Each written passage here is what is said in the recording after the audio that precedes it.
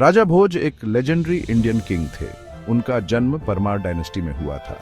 Parmar central India में Malwa reason पर राज करते थे। भोज के जन्म के साथ ही ऑस्पिशियस साइंस की कहानियां जुड़ गई। ये साइंस उनके फ्यूचर ग्रेटनेस की तरफ इशारा करते थे। भोज का बचपन लर्निंग और एडवेंचर से भरा था। वो अपनी स्टडीज में बहुत अच्छे थे। उन्होंने स्क्रिप्चर्स, मार्शल आर्ट्स और स्टेट क्राफ्ट में महारत हासिल की। भोज के पिता ने उनकी पोटेंशियल को पहचाना। उन्होंने भोज को किंगशिप के लिए तैयार किया। युवा राजकुमार अक्सर मिलिट्री कैंपेन्स पर अपने पिता के साथ जाते थे। इससे उन्हें वॉरफेयर और लीडरशिप का वैल्यूएबल एक्सपीरियंस मिला। भोज के शार्प माइंड और करेज ने उन्हें लोगों के बीच पॉपुलर बना दिया। लोग उन्हें अपने फ्यूचर किंग के रूप में देखते थे। भोज कम उम्र में ही राजा बन गए। हिस्टोरियंस के बीच एग्जैक्ट ईयर को लेकर बहस होती रहती है। हालांकि उनका rain generally 11th century CE में माना जाता है। भोज को विरासत में एक ऐसा राज्य मिला जो कई चैलेंजेस का सामना कर रहा था। नेबरिंग रूलर्स उन्हें अनुभवहीन समझते थे। वे किसी भी वीकनेस का फायदा उठाने के लिए बेताब थे। भोज ने बहुत जल्दी अपनी काबिलियत साबित कर दी। उन्होंने विजडम और डिसाइसिवनेस का परिचय दिया।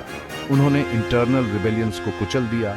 उन्होंने एक्सटर्नल थ्रेट्स को भी खदेड़ दिया। भोज की शुरुआती सक्सेसेस ने उन्हें एक पावरफुल और केपेबल रूलर के रूप में स्थापित कर दिया। उन्होंने अपने राइवल्स का रिस्पेक्ट अर्जित किया। भोज एक स्ट्रांग आर्मी की इंपॉर्टेंस को समझते थे। उन्होंने अपनी सेना का विस्तार किया और उसे मॉडर्नाइज किया। भोज ने स्किल्ड वॉरियर्स की भर्ती की।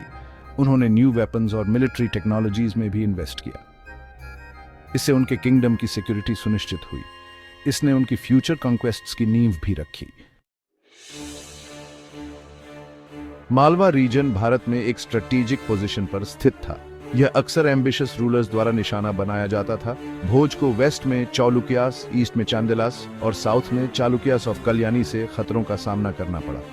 इन किंगडम्स ने भोज के शासन के लिए सिग्निफिकेंट चैलेंजेस खड़े किए। किंग भीमा द फर्स्ट के नेतृत्व में चालुक्यास पार्टिकुलरली एग्रेसिव थे। उन्होंने मालवा के खिलाफ कई कैंपेन्स लॉन्च किए। भोज ने उनके अटैक्स को सफलतापूर्वक विफल कर दिया। यहां तक कि वह चालुक्यास को पीछे धकेलने में भी कामयाब रहे। इसने उनकी वेस्टर्न बॉर्डर्स को सिक्योर किया। भोज की विक्ट्रीज ने एक स्किल्ड मिलिट्री कमांडर के रूप में उनकी रेपुटेशन को और बढ़ा दिया। उन्होंने अपने राज्य की सीमाओं को भी सुरक्षित कर दिया। इससे भोज को अपने शासन के अन्य पहलुओं पर ध्यान केंद्रित करने का मौका मिला। भोज समझते थे कि सच्ची पावर एक प्रॉस्पेरस और संतुष्ट जनता से आती है। उन्होंने ट्रेड और एग्रीकल्चर को बढ़ावा देने के लिए पॉलिसीज लागू की। भोज ने इरिगेशन सिस्टम्स में सुधार किया। उन्होंने फार्मर्स को टैक्स रिलीफ भी प्रदान की। इससे उनके शासनकाल में इकोनॉमिक ग्रोथ और प्रॉस्पेरिटी आई। भोज एजुकेशन और आर्ट्स के बहुत बड़े पेट्रन थे। उन्होंने कई स्कूल्स और यूनिवर्सिटीज की स्थापना की। ये इंस्टीट्यूशंस पूरे भारत से स्कॉलर्स और स्टूडेंट्स को आकर्षित करते थे। भोज खुद एक रिनाउंड स्कॉलर थे। उन्होंने विभिन्न सब्जेक्ट्स पर अनेकों रचनाएं की। इनमें फिलॉसफी, एस्ट्रोनॉमी और आर्किटेक्चर शामिल थे।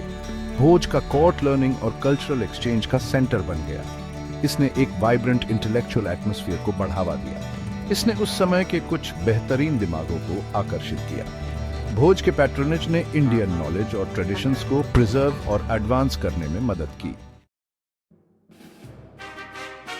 सेक्शन 5, भोज की वास्तुकला का वैभव।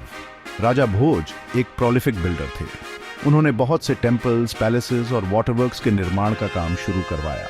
ये आर्किटेक्चरल मार्वल्स उनके समय के आर्टिस्टिक और इंजीनियरिंग स्किल्स को दर्शाते थे। वे उनकी पावर और पाइटी के सिंबल्स के रूप में भी काम करते थे। भोज की सबसे प्रसिद्ध आर्किटेक्चरल अचीवमेंट्स में से एक भोजेश्वर टेम्पल था।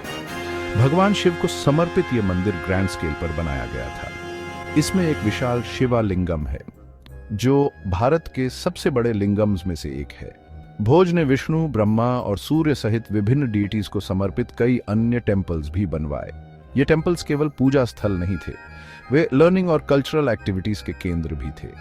वे दूर दूर से पिलग्रिम्स और स्कॉलर्स को आकर्षित करते थे। सेक्शन 6, कला और विज्ञान के संरक्षक। मालवा में कला, साहित्य और विज्ञान के लिए राजा भोज का शासनकाल एक गोल्डन एज था। वह नॉलेज और क्रिएटिविटी के महत्व को समझते थे। उन्होंने स्कॉलर्स, पोएट्स, म्यूजिशियंस और आर्टिस्ट्स का जेनरसली समर्थन किया। उनका कोर्ट इंटेलेक्चुअल और आर्टिस्टिक परस्यूट्स का केंद्र बन गया। भोज खुद एक गिफ्टेड राइटर और स्कॉलर थे। उन्होंने एस्ट्रोनॉमी, आर्किटेक्चर, योगा और पोएट्री सहित कई विषयों पर कई बुक्स लिखी। उनका सबसे प्रसिद्ध काम समारांगाना सूत्रधारा है, जो वास्तुकला पर एक ट्रीटाइस है। यह एंशिएंट इंडियन आर्किटेक्चरल प्रिंसिपल्स को समझने के लिए एक वैल्यूएबल रिसोर्स माना जाता है। भोज के पैट्रनेज का उनके समय के इंटेलेक्चुअल और कल्चरल लैंडस्केप पर गहरा प्रभाव पड़ा। उनके कोर्ट ने इंक्वायरी और इनोवेशन की भावना को बढ़ावा दिया, जिससे नॉलेज के विभिन्न क्षेत्रों में सिग्निफिकेंट एडवांसमेंट्स हुए। सेक्शन 7, राजा भोज की विरासत। राजा भोज के शासनकाल को मालवा के इतिहास के सबसे ग्लोरियस पीरियड्स में से एक माना जाता है। उन्हें एक वाइज, जस्ट और बेनेवलेंट रूलर के रूप में याद किया जाता है। उन्हें आर्ट, आर्किटेक्चर और लिटरेचर में उनके योगदान के लिए भी सेलिब्रेटेड जाता है। भोज की विरासत उनके जीवन काल से कहीं आगे तक फैली हुई है। उनके आर्किटेक्चरल मार्वल्स लोगों को लगातार इंस्पायर करते रहे। उनकी लिटरेरी वर्क्स इन्फ्लुएंशियल रही। सदियों तक स्कॉलर्स द्वारा उनका अध्ययन किया जाता रहा। उनका नाम good governance, patronage of the arts और स्कॉलरली परस्यूट्स का पर्याय बन गया। भोज के शासन ने भारत के कल्चरल लैंडस्केप पर एक अमिट छाप छोड़ी। उनकी कहानी आज भी सुनाई जाती है। यह पीढ़ियों को उनकी विजडम, करेज और ग्रैंडियर की कहानियों से इंस्पायर करती है। सेक्शन 8, भोज के सैन्य अभियान। भोज का शासनकाल केवल पीस और प्रॉस्पेरिटी के बारे में नहीं था। उन्होंने कई मिलिट्री कैंपेन्स में भी भाग लिया। ये कैंपेन्स उनके किंगडम का विस्तार करने और उसकी सीमाओं को सुरक्षित करने के उद्देश्य से थे। उन्हें नॉर्थ वेस्ट में गाजनविद सहित दुर्जय दुश्मनों का सामना करना पड़ा। महमूद ऑफ गजनी के नेतृत्व में गाजनविद्स ने इंडियन किंगडम्स के लिए एक सिग्निफिकेंट थ्रेट पैदा कर दी थी। महमूद अपनी मिलिट्री प्रॉवेस और वेल्थी इंडियन टेम्पल्स पर अपने रेड्स के लिए जाने जाते थे। भोज ने अन्य इंडियन रूलर्स के साथ मिलकर गजनविद खतरे का मुकाबला करने के लिए अलायंसेस बनाए। हालांकि भोज और महमूद के बीच इनिशियल इनकाउंटर्स इनकंक्लूसिव रहे, लेकिन भोज द्वारा अपनी सेना को मजबूत करने और गठबंधन बनाने पर ध्यान केंद्रित करने से सेंट्रल इंडिया में गाजनविद विस्तार को रोकने में मदद मिली। सेक्शन 9, महमूद गजनी से बदला। लेजेंड यह है कि भोज महमूद ऑफ गाजनी द्वारा इंडियन टेम्पल्स पर किए गए हमलों से बहुत नाराज थे। उन्होंने इन होली साइट्स की डेसिक्रेशन और उनकी वेल्थ की लूट का बदला लेने की कसम खाई। एक कहानी यह भी है कि कैसे भोज ने महमूद के दरबार में एक मैसेंजर भेजा। दूत एक उपहार लेकर आया था, एक आयरन पैरट। कहा जाता था कि वह उड़ने में सक्षम है, जो भोज की शक्ति का प्रतीक है। हालांकि जब महमूद ने इसे उड़ाने की कोशिश की तो यह जमीन पर गिर गया, जो भोज की फ्यूचर ट्रायम्फ का संकेत था। हालांकि इस कहानी की हिस्टोरिकल एक्यूरेसी पर डिबेट होती है, लेकिन ये दो शक्तिशाली शासकों के बीच राइवलरी और भोज के अपने राज्य और उसकी कल्चरल हेरिटेज की रक्षा के डिटर्मिनेशन को उजागर करती है। सेक्शन 10, निष्कर्ष। राजा भोज की चिरस्थायी गाथा। राजा भोज का जीवन और शासन सदियों बाद भी लोगों को फैसिनेट और इंस्पायर करता है।